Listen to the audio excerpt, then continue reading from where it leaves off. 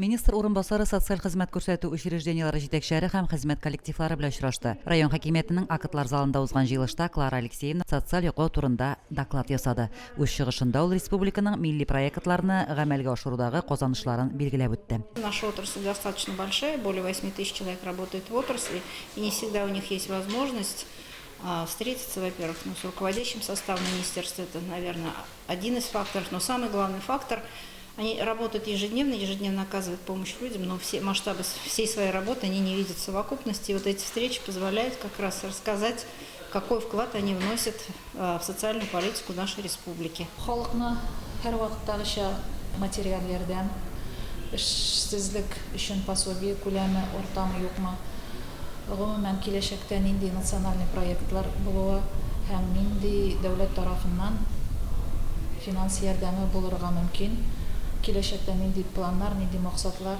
куя министрлыгыбыз шул өлкәдә сораулары һәр вакыт була. Җыелышта министрлыкка караган оешмаларның эшчәнлегенә нәтиҗә ясалды. Социаль сфера өлкәсендә эшләүчеләр үзләрен кызыксындырган сорауларга җаваплар алды. Лилия Шәймиева, Динар Нурутдинов, Мөслим телевидениесе.